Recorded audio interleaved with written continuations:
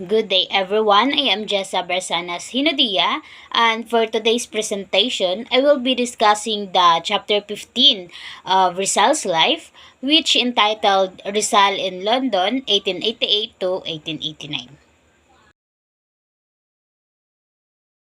So in this chapter, Rizal's saying was, I am dedicating myself night and day to certain studies about our country, its history, its administration.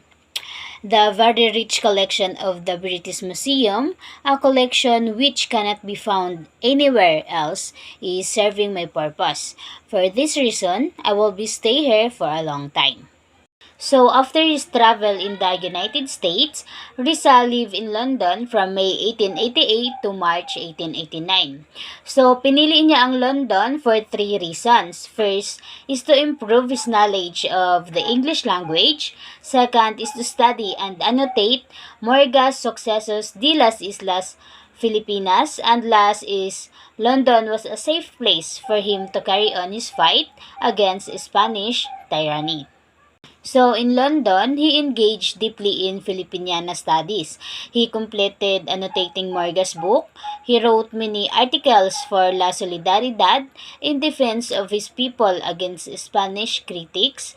He penned a famous letter to the young woman of Malolos, and he carried his voluminous correspondence with Blumentritt and other friends and relatives. So ang first thing na ginawa ni Rizal in this chapter was his trip across the Atlantic.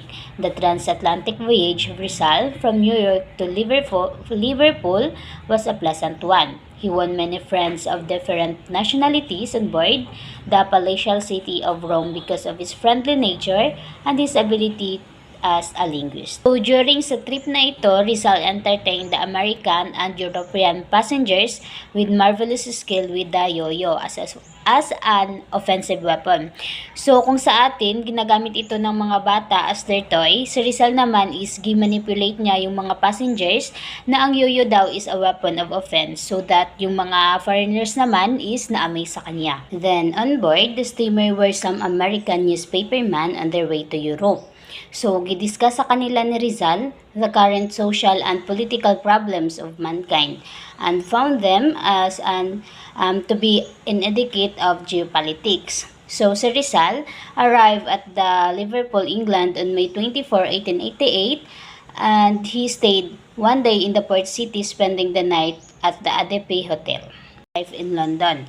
So on May 25, 1888, a day after docking at Liverpool, Rizal went to London. For a short time, he stayed as guest at home of Dr. Antonio Regidor, an exile of 1872 and practicing lawyer in London.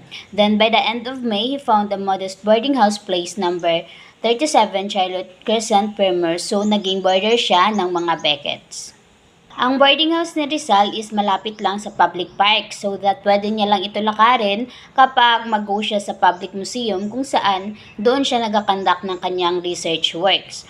And by that, Rizal came to know Dr. Reinhold Rost, the librarian of Ministry of Foreign Affairs and an authority of Malayan language and customs. So, si Dr. Rost ay na-impressed sa knowledge na meron si Rizal and sa kanyang characteristics so that he gladly recommended him to the authorities of the British Museum. And he called Rizal as a pearl of man or una perla di hombre. The good and bad news. So, nang nasa London si Rizal, naka-receive siya ng good and bad news. The bad news were the injustices committed by the Spanish authorities on the Filipino people and the Rizal's family. Kasama na rin dito ang persecution of the Filipino patriots of Manila and the surrounding towns who signed the petition of 1888 which was presented to Don Jose Conteno, civil governor of Manila on March 1, 1888. Next was the Calamba Agrarian Trouble of 1888 in which the tenants including the Rizals were being persecuted by the hacienda management.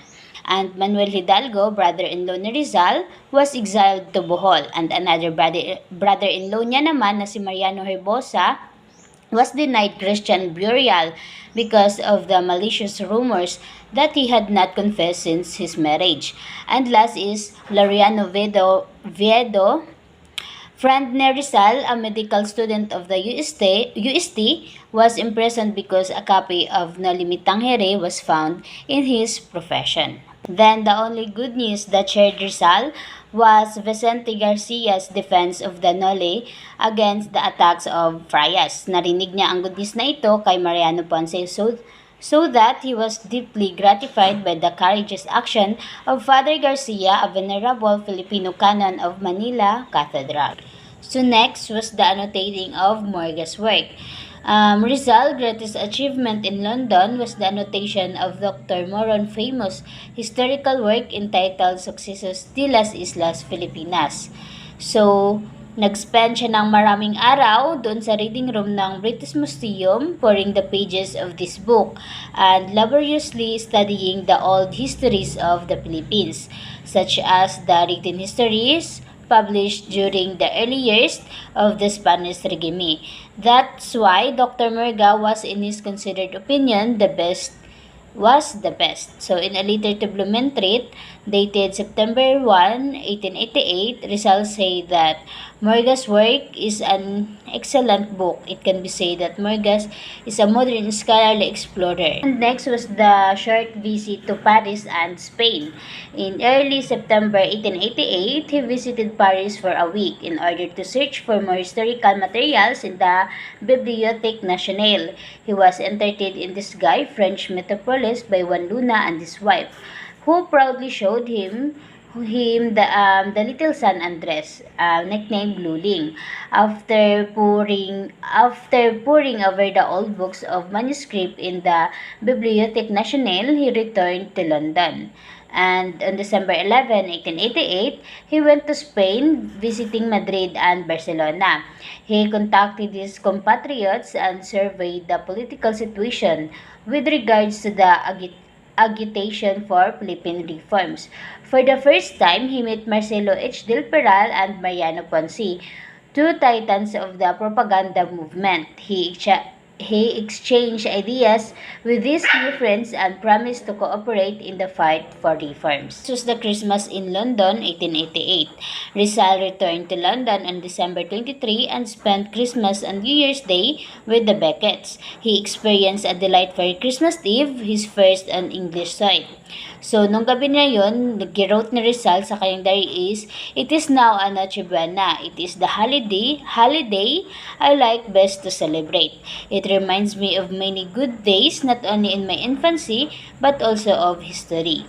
Whether or not Christ was born exactly on this day, I do not know, but exact chronological is immaterial to see the joy of a great genius was born to preach the truth and love. He suffered on account of his mission, but because of these settings, the world had improved, if not saved. How it shocks me to see some people misuse his name committed by many crimes."